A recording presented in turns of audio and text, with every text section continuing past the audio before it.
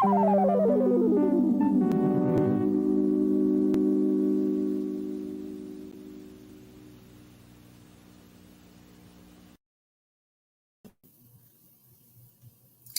evening, everyone, and happy Friday. I'm Mayor Pro Tem Natasha Harper-Madison, proud City Council representative of District 1 in East and Northeast Austin.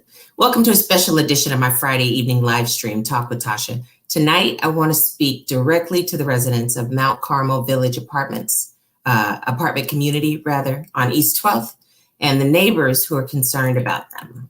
In case you haven't heard, Mount Carmel is an income-restricted community resting on 12 full acres near Rosewood Park in Central East Austin. The residents of this 100-unit complex lost their gas service due to a leak on the property last month. Since then, they haven't been able to use their ovens or stovetops or take a hot shower. I'm grateful to the community advocates who alerted my office to the problem in the wake of Storm Uri. Since then, my team and I have been working tirelessly to resolve the issue and to restore quality of life to the residents of Mount Carmel Village. We've been in constant communication with the gas company, Texas Gas Service, as well as the property owners. We've also been working with resource providers in the community to ensure that residents have access to mobile showers, laundry units, as well as warm meals daily. Crews with the heavy machinery have been on site for over a week now looking for the leaks. The work is taking far longer than anyone would like.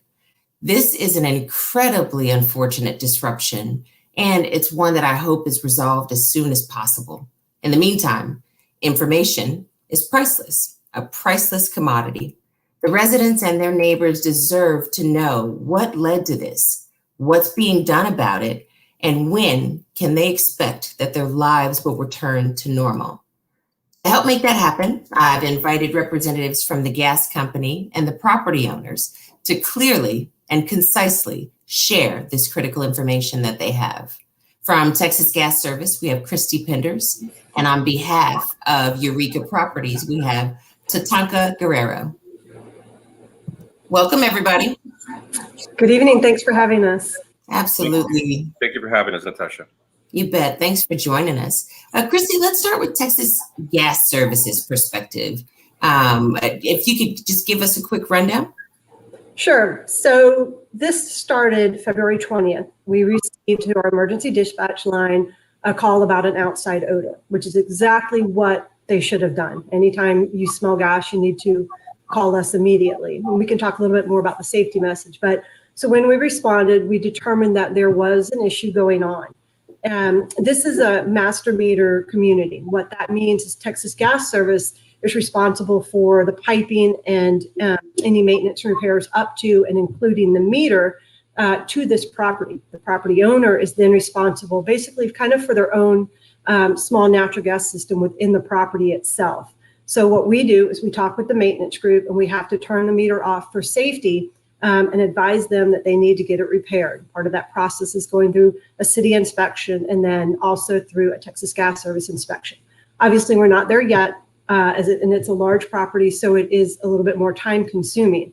We can't really speak to what's been happening on the site itself, but we have been in close contact with the property owners and the maintenance, obviously with your office and with the city departments to make sure that we're staying in the loop, because we want to get the gas service on to everyone as soon as possible. We know that it's been disruptive. It's been more than an inconvenience. And, we just want to do as much as we can as safely and quickly as possible. To speak to the safety message, anytime you think you smell natural gas or have any kind of natural gas emergency, we ask you leave that area immediately, call 911 and Texas Gas Service's emergency number. It's on our website, our social media pages, but it's 959-5325. Don't use any electrical equipment, no phones, no light switches, garage doors, whatever it might be. Don't start a car in that area. And then let the emergency responders, which is the fire department and or us, respond. We work in tandem with them and we partner with them on our responses. So again, we appreciate the community for reaching out and letting us know that they were smelling gas so that, all this could take place and correct the situation. Thank you. I really appreciate that. And I got to tell you, I learned some things that I didn't know before, and I just want you to confirm for folks who might be listening. So Mount Carmel is abnormal in that it's what you guys call the small distribution system. I got the impression that that's uncommon. So basically what it means is all of the infrastructure under this 12-acre property sort of belongs to the property owner, in which case their regulatory arm is not Texas Gas, and it's not the city of Austin. It is actually the state, the Railroad Commission. Is that accurate? Correct, very correct. So it's called a master meter complex, and basically we service up to the meter and the meter itself. But then the property owners and management are responsible for the mini natural gas system on their property. And our regulatory agency, as you mentioned, is the Railroad Commission, which is the same regulatory agency for all oil and gas. So it would also include master meter complexes such as this. They are rare. We do have a handful throughout Austin and throughout the state of Texas, but it's not how they're typically done anymore. Again, we service them, we respond to emergencies, and then if there's any issues on the property, then we work with property owners. And if there are any complexes that aren't sure, maybe they just aren't quite sure of their designation, they're more than welcome to reach out to us. And they can also reach out to the Railroad Commission and just, make sure that they are doing whatever they need to be doing. Thank you. I really appreciate that. If for no other reason, I think that information is helpful. I think that's one of the things that's been the common thread here is that folks just want more information. And I think I appreciate you speaking to how that's sort of an obsolete practice. I think it definitely speaks to the age of this property, which is a part of the problem with this, with the infrastructure failing. So thank you, Christy. I really appreciate your contribution. It's been very helpful. We appreciate you. Oh, thank you. Tatanka, I wonder if you wouldn't mind offering us the opportunity to get some insight into the perspective of Eureka Multifamily. Yes, Natasha, first of all, thank you so much for having me. I think it's a great thing for us to communicate and have full transparency with the tenants, with the neighborhood. We've been really taking this massively seriously. We care about the residents. I mean, we've taken this whole issue very personal. Mainly what, for us to find out exactly, to understand what happened is that, there is, to find where the leak is, that alone took enough time to figure it out, because it's the size of a piece of, hair. And that with the actual, getting the contractors, getting the gas company out there, we finally went to, to testing the lines. We created a pressure test, and that did not hold. Ultimately, what we ended up doing is that we, identified the actual contractor. We have finished, almost the negotiations to get them on board. Hopefully we get them started on Monday. And for us to actually not fix the whole problem at once, so that would take a lot longer to bring the tenants back on. So we are actually expediting each and one of the buildings so we can start bringing the residents back to their residency. One of the things that we've been doing is that we've been, thank you, especially with your help of helping us out with, with all of the other organizations, and bringing in fresh food, bringing in water, making sure that we're providing even electrical stove skillets and stuff like that, bringing showers, bringing in, laundry facilities and all of that. So ultimately, what we're trying to do is trying to really expedite this. The way that we've been kind of setting things up is just literally putting each and one of our departments up top of the issues that are happening. And mainly is caring, like, for example, we have our Leslie, she is a property manager. She actually lives on the property, and she's been taking care of the elderly, making sure that setting up their emails on their phone in any way possible so they can actually get the updates, get the actual information that we are given free food by the leasing office, that there is water coming, and just making sure that we are consistently checking in on them and making sure that they're good. One of the other things that we also did is that we've offered hotel accommodations to all of the residents. About 50 to 60% of them has taken on the offer. We understand that some of the other families are, they decided to stay. They either have, kids and all of that stuff, and they just prefer to to, go through the whole issue and waited until things get fixed. But ultimately, Natasha, we thank you also for being so quick to respond, to meet us on site. You met with us on March 7th there. Then you met with us on March 12th with the actual company to really understand what the issue was and mainly what the solution is.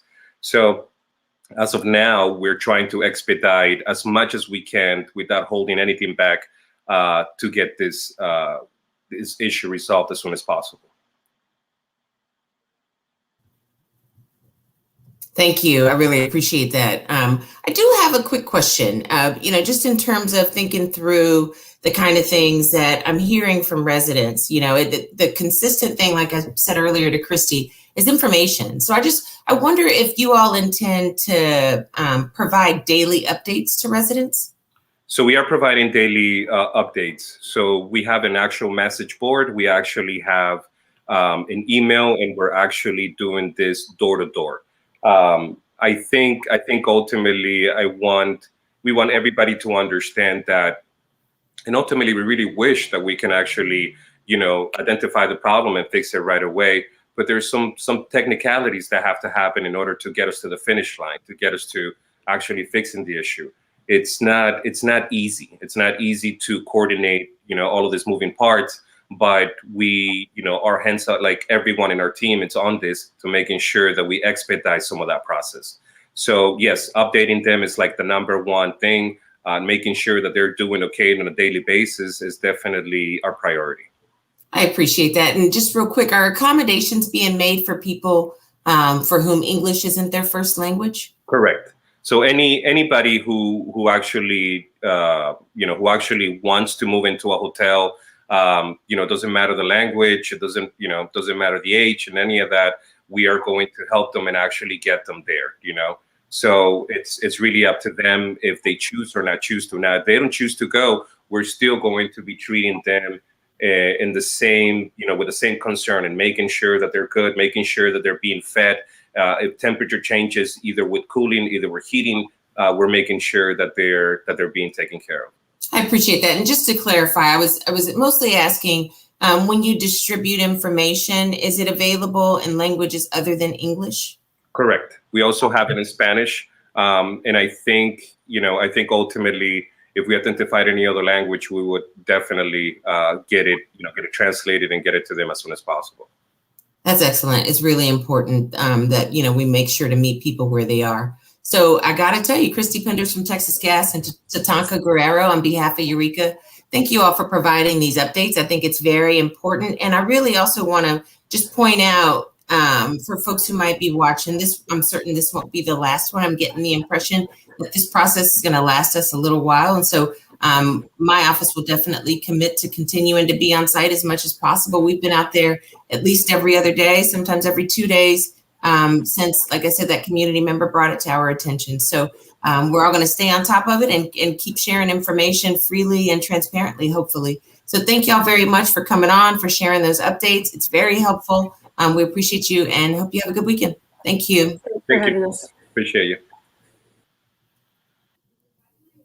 Well, all right, folks, we got a little bit of an update there. And I know that I've heard a few things today. I actually received some information about the repair schedule. And I know Tatanka alluded to it, but it sounded to me like there was definitively going to be repair work beginning on Monday. And so I know that there is an event, the Austin Area Urban League is hosting a community conversation with residents only tomorrow afternoon to give more updates and more information.